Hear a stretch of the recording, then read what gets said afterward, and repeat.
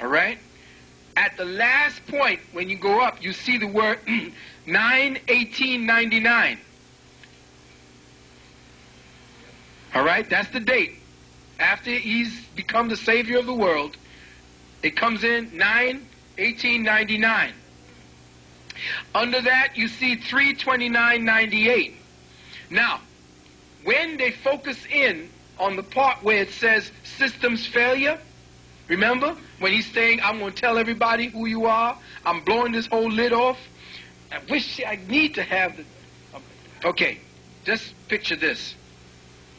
There are a series of all these numbers, and the camera is zooming in on one place that says systems failure. And right where the camera zooms in, it says 329.98, 360. Right under 360, you see the word failure. Okay? Now, what is significant of 360 degrees? The circle, the cipher. All the brothers and sisters who are dealing with 7 know what I'm talking about. The cipher, the feminine principle, 360 degrees circle of knowledge, this paradigm, this reality, it has right underneath it, failure. Now, the first date was 2/1998, and I'm going to close this out to start the questions. The first date, 2/1998. The last date they flashed up was 9/1899. You subtract it, reverse it, subtract, it comes out 7/01/01. So I'm saying this to you, beloved brothers and sisters, today in 1999, the year of the lie. July 1st, 2001. Check for that date. If you have a calendar that shoots you forward that far, check the date, because again, the first number given, 2/1998, the last number given, 9/1899, you subtract the one from the other, you get 7/01/01. So the date, July 1st, 2001, is going to be a serious date. Why? Simply because that's the time when the Illuminati was supposed to, actually hold the elections. That's the time of beneficence. But they moved the elections to November, so they put you under the sign of Scorpio so that only your emotions deal now. That's why you don't elect anybody. You essentially choose somebody who seems to look good on television.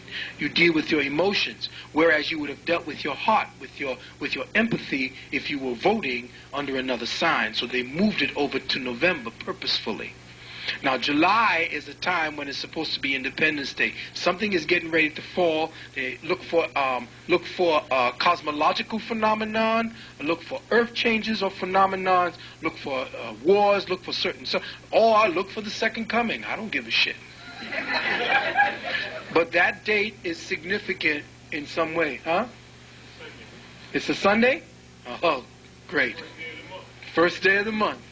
All right, so like I said, you look forward, whatever's going on. If you have an ephemeris or a calendar that tells you what is in conjunction, what planets are going on, what's going on there, check with your what do you call those places, observatories, to see what star systems are coming into play at that time.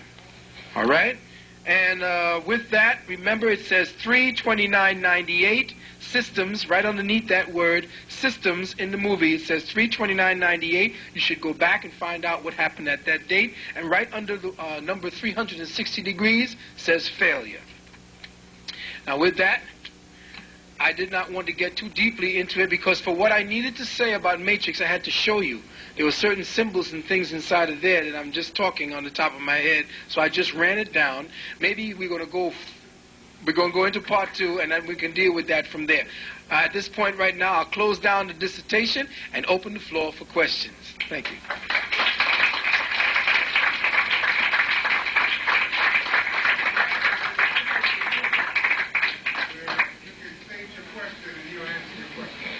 You can step up on the questions. Any questions?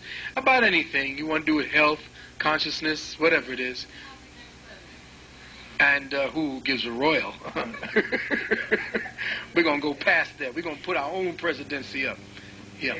Actually, for the Matrix, there was, I wanted to see, you opened up a book, and the beginning scenes, and I'm wondering if you knew what the title of that book was. Yeah, I was trying to find that title. He shot that by so fast. It said something to do with morphium something. I guess the change of time, or time change, something like that. But he kept all of his little contraband inside of this book. The title of the book that he had the Yeah. synchronicity and simulation. Okay, symbolicum. Okay, synchronicity and symbol. Oh, great. Thank you for me. Yeah, that's serious. Synchronicity and symbol. Well, all of life is a symbol. A tree is a symbol. It's just dealing with a dynamic, an expression dynamic of the planet. The tree is the nerves of the planet. Hey, beloved. Peace. I just had a question because you said July 1st, Mm-hmm. 2001. I think you was some study about May 5th, 2000, Mm-hmm. planetary alignment. Right. Touch based on that, and, the possibility of what may happen. Yeah. I understood. Okay.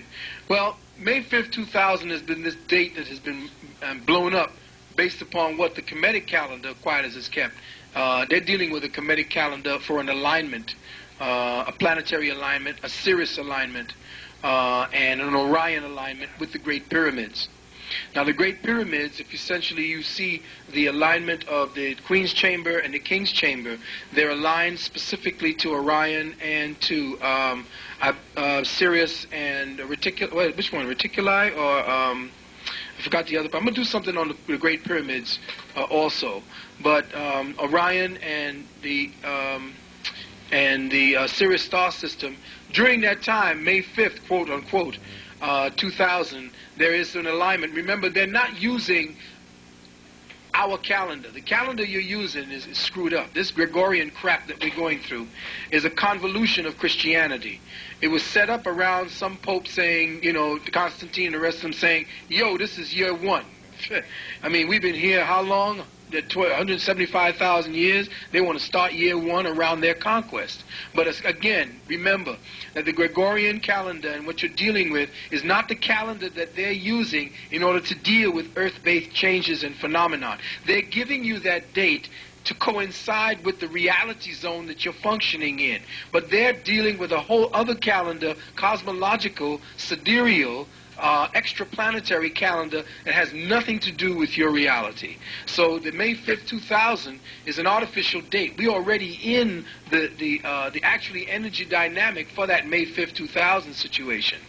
Long before that. We hit that long before time. Yeah. Yes, bro. Yes, I want to ask you about cellular phones, since then a lot of use cellular phones.